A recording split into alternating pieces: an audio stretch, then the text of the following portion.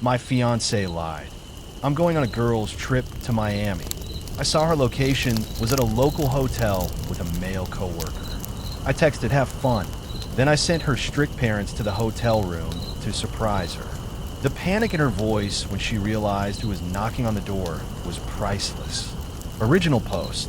I, 32 male, have been with my fiancée, 29, for 4 years. Engaged for 11 months. Wedding was supposed to be in 5 months. I say was because that's not happening anymore. Some background. Her parents are old school. Like, seriously traditional.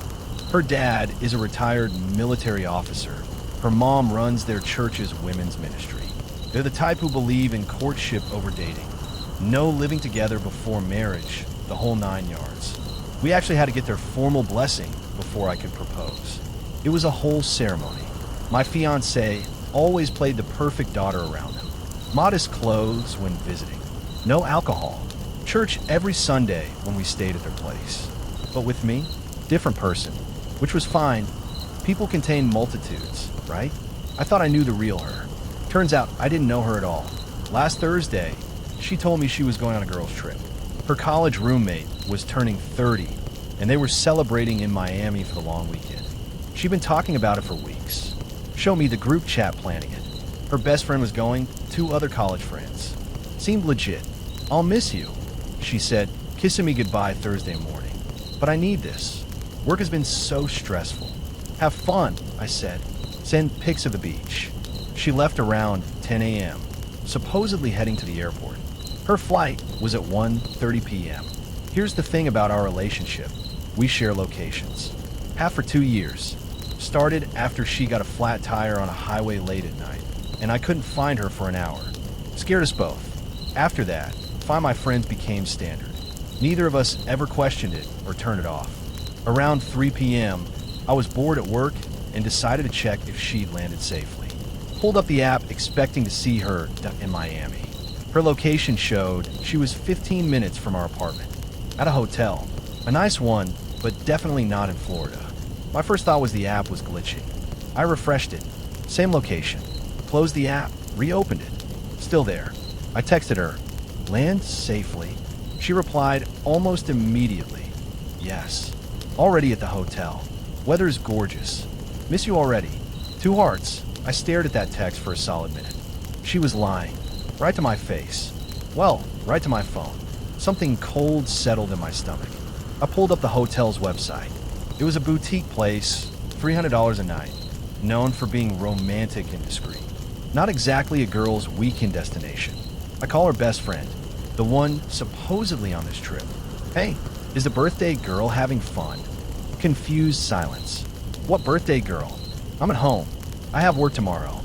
"Aren't you in Miami?" "For the trip." "What trip?" I haven't talked to her in like 2 weeks. My heart was pounding now. Never mind. Wrong number. I hung up before she could ask questions. So, my fiancée was at a local hotel, lying about being in Miami, and her best friend knew nothing about any trip. The math wasn't hard. I could have driven there, made a scene, confronted her directly. But I sat at my desk, thinking about who she really was. Thinking about 4 years. Thinking about the $15,000 I'd already put down on the wedding venue. And then I thought about her parents. Look, I know this sounds calculated. It was. But you have to understand, her parents trusted me. They'd welcome me into their family. Her dad taught me how to smoke brisket properly. Her mom sent me birthday cards with handwritten notes. They believed their daughter was a good Christian woman who'd save herself for marriage. That was a lie too, obviously, but they didn't need to know that part. What they didn't need to know was that their daughter was about to marry me while screwing someone else at a hotel 20 minutes away. I called her mom. "Hi, sweetheart. How are you?" "I'm good, ma'am.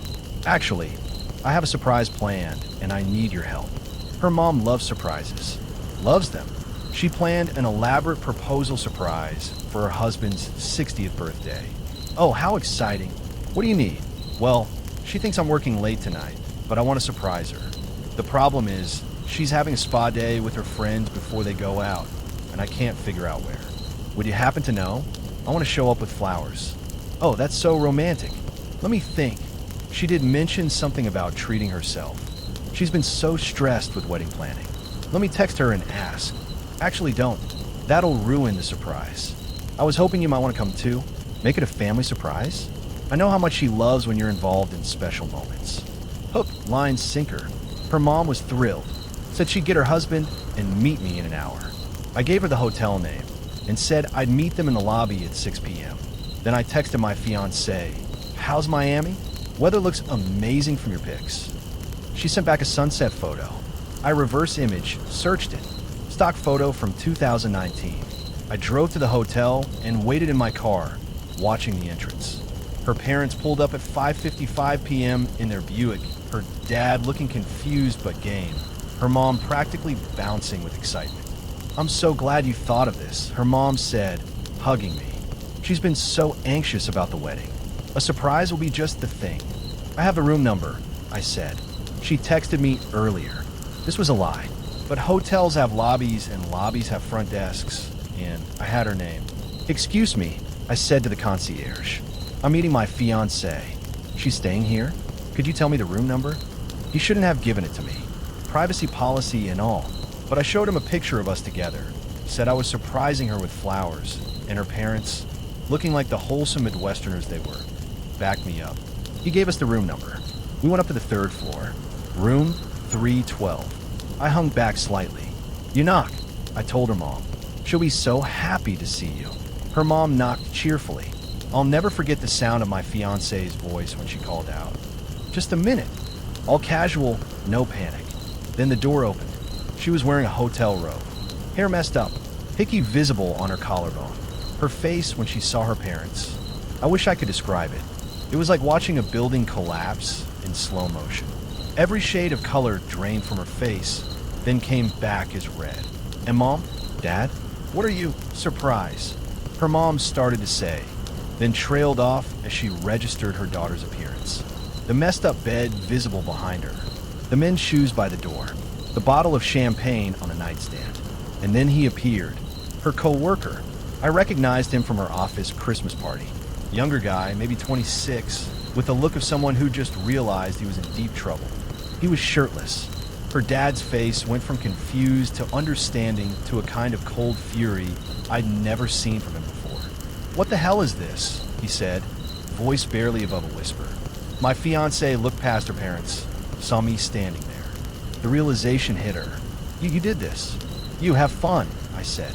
Same words I texted her. "I'm done." Then I turned and walked away. Took the stairs because I didn't want to wait for the elevator. Behind me, I could hear her mom crying, her dad's voice raised, and my fiancée shrieking something about privacy and how dare I. By the time I got to my car, my hand was shaking. Adrenaline crash. The cold feeling in my stomach had spread everywhere. For years with someone I thought I knew. I drove home, started packing her stuff. My phone was blowing up. Texts from her, missed calls, one voicemail that was just sobbing, and "How could you humiliate me like this?" Humiliate her, like SHE was the victim. Around 9 p.m., her coworker's girlfriend called me. Apparently his name came up somehow, and she started digging. She was crying, asking if I knew how long it had been going on. "I don't know anything," I said honestly.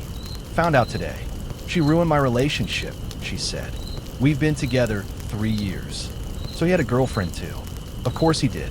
I didn't sleep that night. Just packed boxes and tried to figure out how my life had detonated in 12 hours. Update 1, 3 days later. Holy crap, this got attention. Thanks for the support, I guess. Here's what's happened since. First, the coworker situation. Turns out he and my fiancée weren't just having a weekend fling.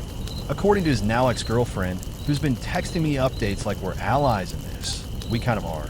They've been together for at least 4 months. For months of lies. For months of her coming home to me, sleeping next to me, planning a wedding with me, while carrying on with this guy. His girlfriend found texts on his phone going back to January. Explicit stuff. Plans to meet up.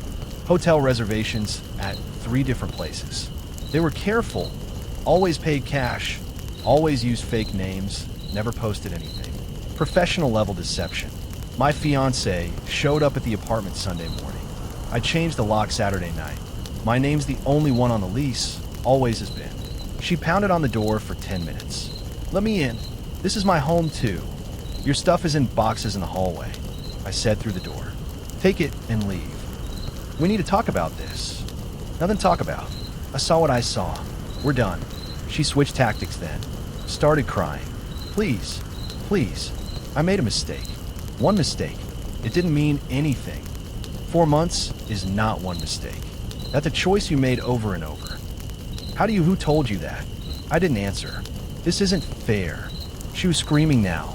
You had no right to bring my parents. You had no right to humiliate me. I'm going to sue you for what? Telling your parents where you were? That's not illegal. You violated my privacy. We share locations. You knew I could see where you were. You lied about Miami. You chose to betray both of us. I just made sure the people who needed to know found out. She went quiet. Then, voice dripping with venom, my dad had a heart condition. He could have had a heart attack from shock. That would have been your fault. The manipulation was almost impressive. Almost. Your dad looked pretty healthy when he was screaming at you, I said. Take your boxes. Don't come back. She grabbed what she could carry and left. Came back with her mom an hour later for the rest. Her mom didn't say a word to me. Just helped load boxes into their car with this hollow, devastated look on her face. I actually felt bad for her. She didn't deserve this either. But here's where the entitlement really kicked in. Monday morning, I got a call from a number I didn't recognize. Hello, is this him? The fiancé. A man's voice. Aggressive. Who's this? This is her uncle. And I want you to know you're a coward and a piece of garbage for what you did to my niece. Excuse me. Real men handle their business privately. They don't involve families. They don't try to destroy a woman's reputation with her parents. You could have walked away quietly, but you chose to be cruel. She was cheating on me. For 4 months. At a hotel 15 minutes from our home. That's between you two. You didn't have to drag her parents into it like some kind of psycho revenge plot. Her parents had a right to know who they were supporting in this wedding. A wedding they were helping pay for, by the way. He called me a few names I won't repeat and hung up. That set the tone for the week. Her family has completely circled the wagons, but not in defense of her. They're defending their family honor. See, to them, the worst part isn't that she cheated. It's that people know she cheated. The embarrassment, the shame. In their church circles, in their community, word is spread. She's the pastor's daughter who got caught with her pants down. Literally. Her mom texted me Tuesday. I hope you're happy. You've destroyed our family's reputation. We showed you nothing but love, and this is how you repay us. By humiliating our daughter publicly. Shame on you. I replied, your daughter destroyed your family's reputation when she chose to have an affair. I just made sure the wedding was canceled before you wasted any more money on it. You're welcome. She didn't respond. Meanwhile, my fiancé, ex-fiancé, has been telling anyone who'll listen that I'm controlling and emotionally abusive, and that's why she cheated. Classic Darvo. Deny, attack, reverse victim, and offender. A few mutual friends have reached out, clearly having heard her version. Most ask what happened. I tell them the truth. Short version.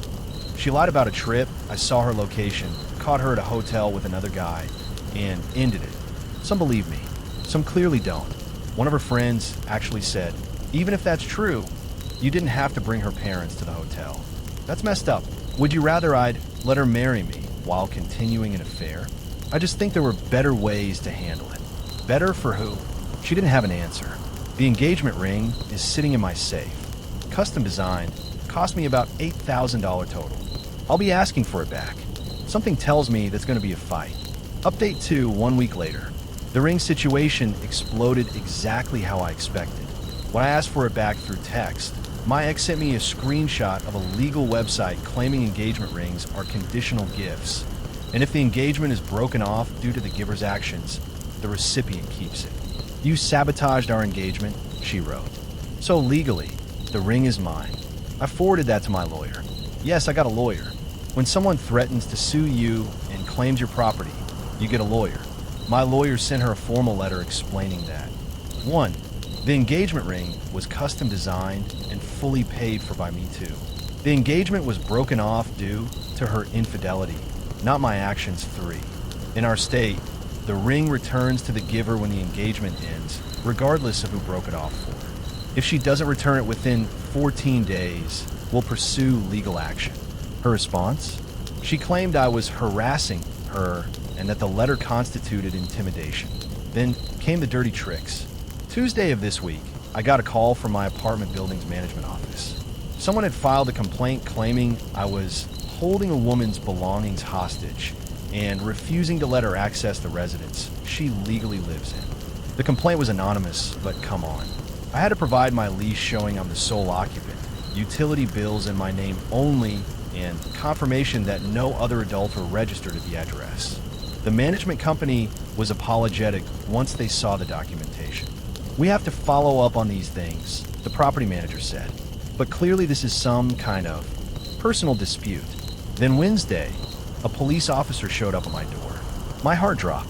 I thought, this is it. She's made some kind of accusation. But it was just a wellness check. Someone had called claiming I was acting erratically and making threats. The officer was professional, asked a few questions, looked around the apartment, and determined pretty quickly that nothing was wrong. Does this have anything to do with the breakup? He asked. How'd you guess? He sighed. We see this sometimes. Someone trying to create a paper trail, make the other person look unstable. My advice? Document everything. Don't engage directly. Let lawyers handle it. I thanked him and he left. The next day, I found out she'd been calling the wedding vendors claiming we canceled mutually and asking for our deposits back, specifically refunds to her accounts, not mine. The venue coordinator called me to verify. Your fiancée called asking about the deposit refund. She said you'd agreed to split it. We absolutely did not agree to that. Please don't release any funds without my written authorization. That deposit was paid from my credit card. I understand. I'll flag the account. 2 other vendors called with similar stories. The photographer, the caterer, she was trying to collect refund money on deposits I'd paid. That was it for me. I was done playing defense. I called the co-worker's ex-girlfriend. We've been texting on and off, comparing notes. Hey, I need to know, did he ever mention anything about how they communicated? Apps, secret email, anything? He had a separate email for it. I found it when I went through his phone. Why? Because she's trying to steal money from me and claim I'm the crazy one. I need proof that she initiated this. That wasn't just some mistake like she's claiming. She sent me screenshots, emails between them going back 6 months. Not 4, 6. 2 months longer than I thought. In one email, my ex wrote, "He has no idea. I feel bad sometimes, but honestly the sex with you is so much better. I'll end it after the wedding when I can get half of everything." Get half of everything. After the wedding. That was her plan. Marry me, then divorce me. I forwarded everything to my lawyer. This is helpful, she said. Changes things significantly. If she was planning to defraud you through marriage, that's relevant to any property claim she might make. And the vendor issue, that's potentially fraud. What can we actually do? First, we get the ring back. With these emails showing premeditation, no judge will let her keep an expensive ring given in good faith when she was planning to defraud you. Second, we document the vendor scam attempt and put her on notice that any further attempts will result in criminal charges. Third, we send a cease and desist regarding the false reports. The cease and desist went out Friday. It included documentation of the false complaints, apartment, police, documentation of her attempts to fraudulently obtain refunds, copies of the emails proving her affair was premeditated, a demand for the ring's return within 7 days, a warning that any further harassment would result in police reports and potential civil action. Her dad called me that night. I almost didn't answer, but something made me pick up. "Son," he said, and his voice was tired. Not angry, just tired. "I owe you an apology." I didn't say anything. Her mother and I, we were so angry. At you. Because it was easier than being angry at her. Easier than accepting what she did. But I've seen those emails now. She showed them to us, tried to explain, and they made it worse. I'm not sure what you want me to say, sir. Nothing. I just wanted you to know we're not fighting you on the ring. She'll return it this weekend. And I'm sorry. For my family. For how we treated you. For all of it. I thanked him and hung up. The ring arrived Saturday by courier. No, just the box with the custom diamond I designed for her inside. Final update, 2 weeks later. I keep waiting for the other shoe to drop. but I think it's actually over. My ex attempted one more play after the ring came back. She sent me a long email, bypassing the lawyers, claiming I'd traumatize her with my public humiliation tactics and demanding $5,000 for therapy costs and emotional damages. I forwarded it to my lawyer without responding. My lawyer sent back a 2-line reply. Your client was instructed to communicate only through counsel. This email constitutes violation of that agreement. Further direct contact will be reported as harassment. Silence after that. The vendors all cooperated once they understood the situation. Most were sympathetic. Apparently, this isn't as uncommon as you'd think. People break up. Someone tries to grab refunds they're not entitled to. I got back about $11,000 total in deposits that could be refunded. Lost about $4,000 in non-refundables. Expensive lesson, but cheaper than a divorce. The coworker got fired. Not directly because of the affair. That would be messy legally. But because his ex-girlfriend sent the emails to HR, and apparently several of them were sent during work hours from his work computer and contained explicit content. IT policy violation. He's gone. My ex still works at the same company. Different department now, though. Her career isn't destroyed or anything, but people know. Office gossip is brutal. According to the ex-girlfriend, who's become something like a friend through this, weirdly, my ex has become the office cautionary tale. Her family situation is complicated. Her parents are still dealing with the fallout in their church community. From what I've heard, they're painting it as their daughter made a mistake and is working on her relationship with God. Her dad has been distant from her. Her mom is overcompensating by being extra supportive in that suffocating way religious moms sometimes are. I don't take any satisfaction in their pain, honestly. Her parents are good people who raised a liar. That's not entirely their fault. Some people just are who they are regardless of upbringing. The mutual friend situation sorted itself out naturally. The ones who knew both of us equally mostly stayed neutral or faded away. The ones who were really more her friend stuck with her. The ones who were really more my friend stuck with me. That's how it goes. One unexpected thing, my boss found out. I don't know how. Maybe through the professional grapevine. Maybe someone saw something.